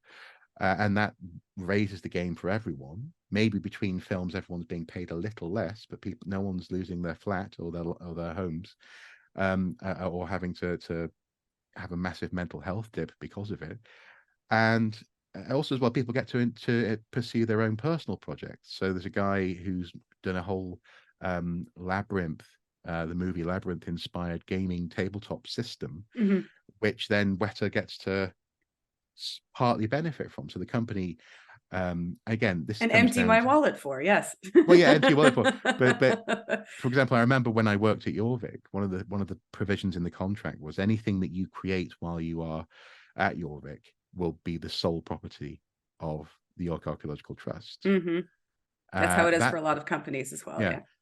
But that meant no one did anything creative while they were under that roof. Whereas actually it sounds like what's happening at Weta is they don't say this is ours now. They say, okay, well, you've used our facilities, we'll take 15%, and so people have a sense of ownership over the good work that they're doing. So, and then it gets to be a passion again. It gets to be a profession that relies on passion. Doesn't mean we have to all earn massive amounts of money, but we should be able to earn a living. And so the slightly less short answer to that question would be would be insist on more, insist on better, and just be aware of the fact that that we need to be having these conversations. I suppose, to put it another way, don't go into archaeology expecting there to be a clear path forward. So at the moment there isn't one, but there is an opportunity to forge one. What museums do you think are doing an actual good job of representing archaeology and their artifacts? Yeah, that's a good question, and I'm glad that you're asking it again, because I really liked talking about this. A great example of a local museum, or a small museum I can think of, is a local one up at a place called Bamborough, and it's the Grace Darling Museum. It's essentially a room where it acts simultaneously as an archive, environmentally controlled storage, but also a discoverable mystery box of Grace Darling's life. She was a girl who became a very famous woman for rowing a rowing boat out into the North Sea and saving people who were drowning in a shipwreck.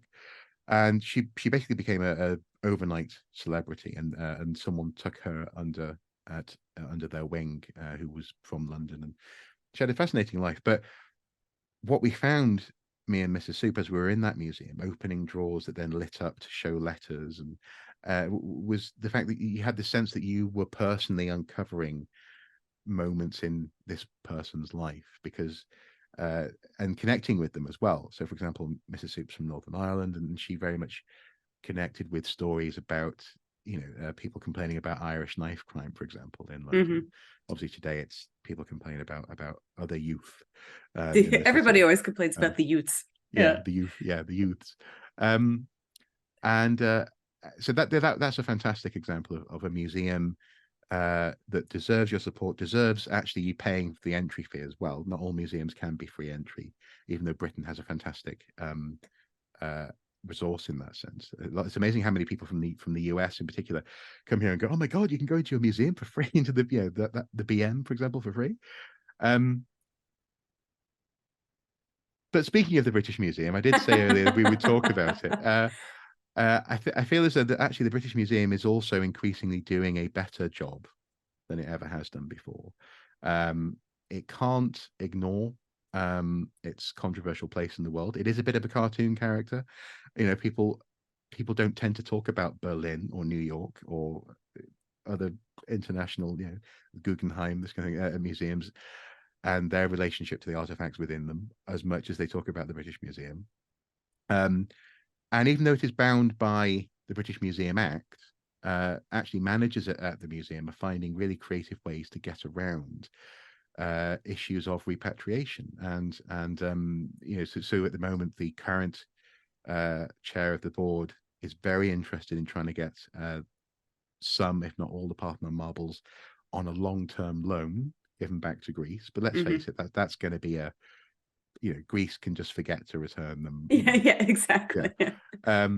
But it's a way of getting around what previously had been seen as impenetrable walls, especially with the current stripe of government that we have in this country, who just want to hold on to it because they think it gives them some sort of power. And also as well, there's more and more conversations about the need to understand the fact that actually relocating things can actually give them new life. The Rosetta Stone, people know where it is, and therefore it's kind of part of the furniture in the British Museum. If suddenly it turns up, it's actually in my living else, room. Yeah, exactly. I have the copy. Oh, you do? Somebody okay, right. bought me the small copy from the BF that comes in the red box. Yeah, so I have it. Oh, brilliant. Oh, okay, cool.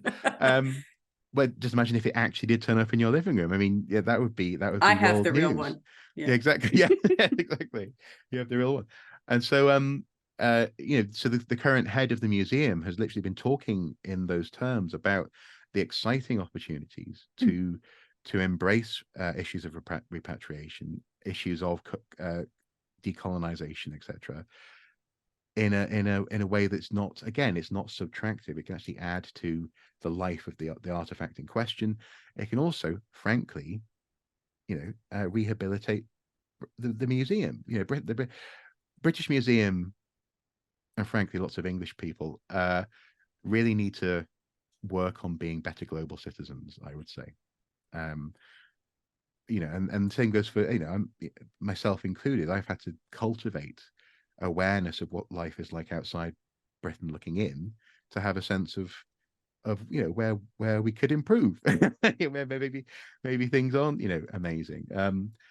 But that sort of human truth, I think, in this microcosm of the BM is more and more front and center by design. And so, as much as little museums, I think, do great work and could be really innovative and exciting, I think actually the oil tanker of even the most ossified national institution is also turning. So I think it's probably quite an exciting decade, maybe, that we're about to go into. And that's going to have effect on museums around the world, hopefully. You know, hopefully. So just imagine if Nefertiti, for example, could be returned from Berlin and turn up in Cairo. That'd be really cool. You know? That would give something to be happy about, rather than building more and more condos around the pyramids. Well, yeah. Did you know that there's it may not be there anymore, but there was, at least at one point, a McDonald's sign that was perfectly aligned with Karnak. Oh, I know. It's so who allowed sad. that? Who, planning? Yeah. So now, tell everybody your Uh-huh. favorite representations of archaeology in films and games. Okay.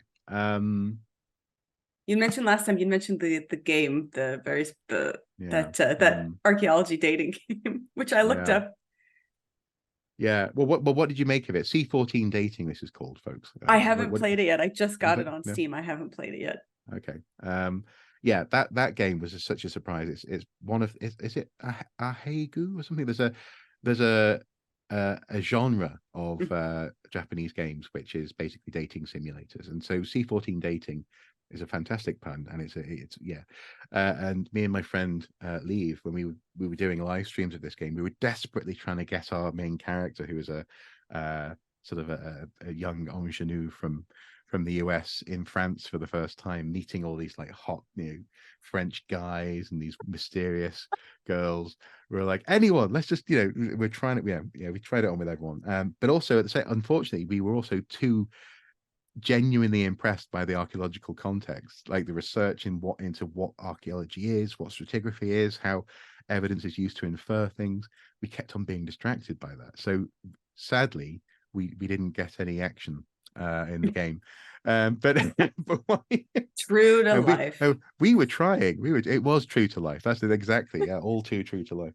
But yeah, so that, amazingly, C14 dating is probably the best archaeology game I've ever played. There are other games on Steam, like Archaeology X, which are really trying really hard, and with a little bit more time, maybe they could implement some of the systems that they've built in to the game in slightly more thoughtful ways. So rather than just being a place where you hoover up all the sand and go, "We found the thing," maybe what you have is something that relates to, because there is in the game like a diary, almost Indiana Jones style diary, where there's evidence. You have to piece together what, you know, angle to approach something from.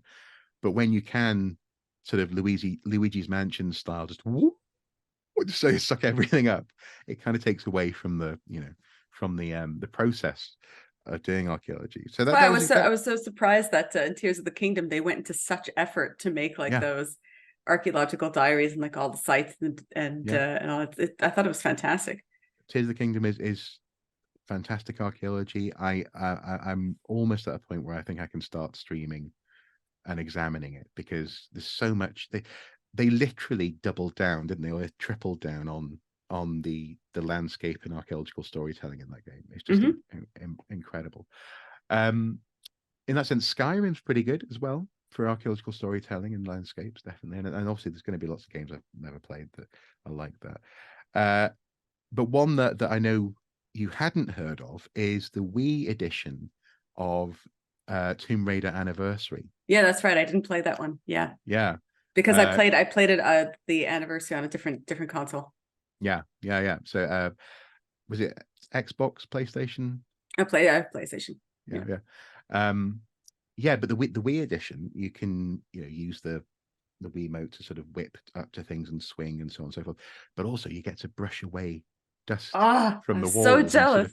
and uncover little details for the puzzles, and that I really appreciated. So I suppose a weird mixture between maybe if C14 dating had motion controls, although that opens up a whole the romance portions with motion controls might get a bit faster, faster.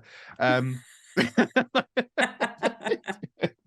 uh, um, yeah, but that sort of combination could be really cool. But also, I liked the attempt in Archaeology X.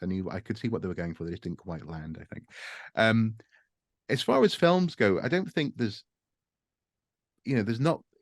Obviously, everyone knows Indiana Jones, and Indiana Jones, we have to be grateful. Indiana Jones is the Dark Souls of Stonehenge of archaeological movies, isn't it?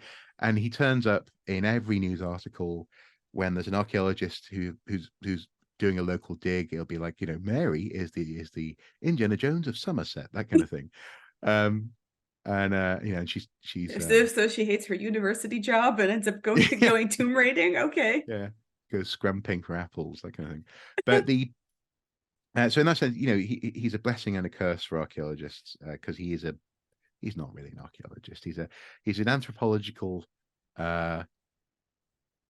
intrigue. He's anthropologically inclined, and he's a tomb raider. At least Lara owns up to it. Yeah. Yeah. Yeah, she always says her father was the archaeologist, Yeah. or he was the one she's the tomb raider. Yeah. Yeah. Yeah. Absolutely.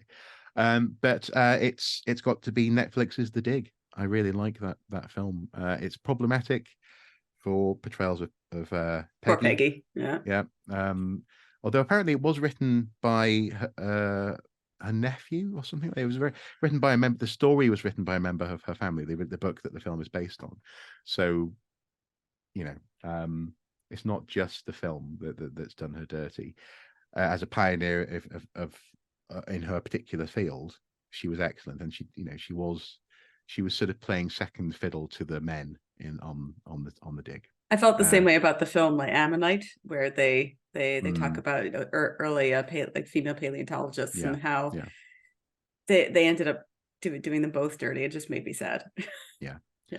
No, this is true, and and I don't I genuinely have an awareness and a sensitivity to that. But what I like about the film is the pace at which it represents the unfolding of an archaeological dig, and also the motivations for the dig. So Basil, played by is it Ralph Fiennes?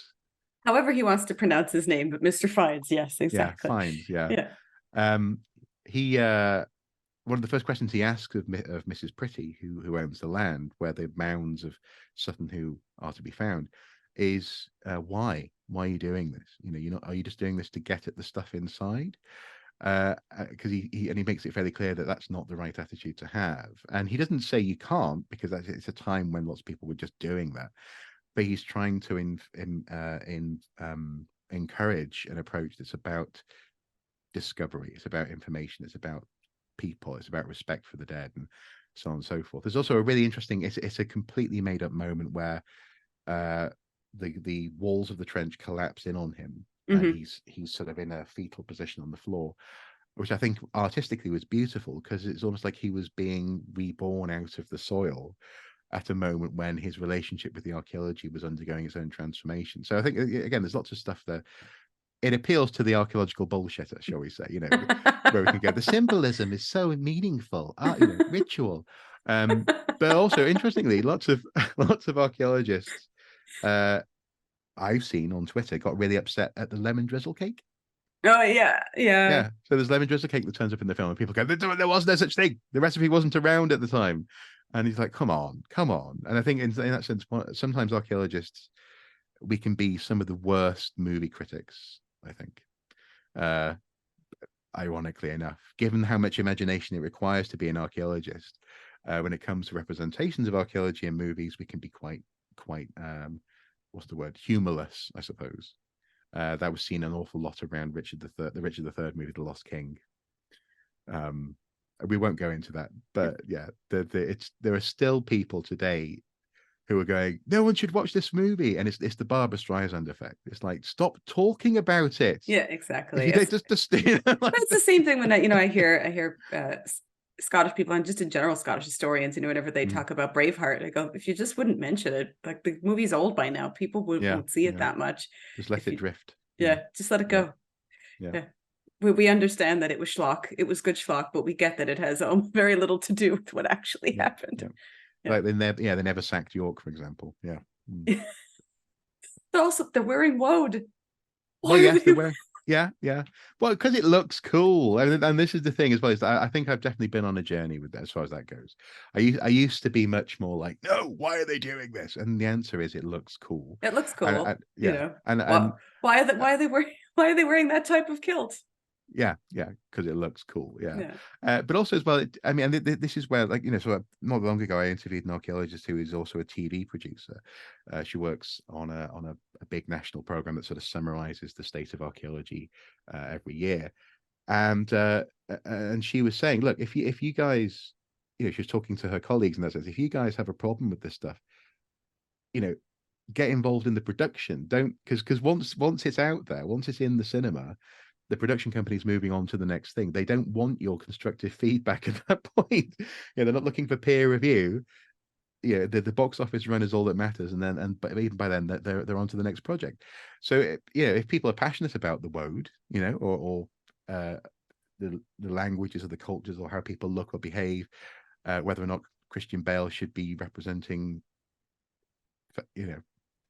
Egyptian people, this sort of thing is something that should be at the beginning of the process. Scream and shout at a trailer all you want, they're not going to hear you. They also, oftentimes they don't get consultants. Very luckily, for I know of us at the Britannia show, they did have consultants. One of them was Professor Ronald Hutton. And they did get certain things right, as he was, because somebody asked him, how do you think it turned out? He said, surprisingly, not too bad, pretty good. But they ended up putting like Futhark on someone's face, I think, and he just went, you had it, guys. Yeah, it's okay. It's what it is. Well, yeah. we can't win them all. You have to enjoy the good representations, and that's it. Yeah, I think the Mummy is probably a really good representation, but for librarian, not for as much as I enjoy all the other characters, because she keeps going, oh no, I'm a librarian, going, no, actually you're a linguist and you're the one who's doing all the archaeological work. You're interpreting the symbols and everything, and I just thought that was a much better representation than certain other films when it comes to women in archaeology. Well, and in that sense, she was more Peggy than Peggy was in The Dig. Yeah. Until she took off her clothes and became the enemy of Anaxunamun, which again, entertaining, just not archaeological. That's all. Was it not Vise of her? Yeah. And with that, we close. Solid pun. Solid and very material pun. Anyway, thank you very much, Mark, for being here. It was always a pleasure. And everybody, please make sure to go to the Archaeosoup channel, whether it be on YouTube or on TikTok. You can also find Mark at Archaeosoup on Twitter or X, whatever Elon wants to say. Also at Mr. Soup as well on Twitter. And we'll see you in the next one.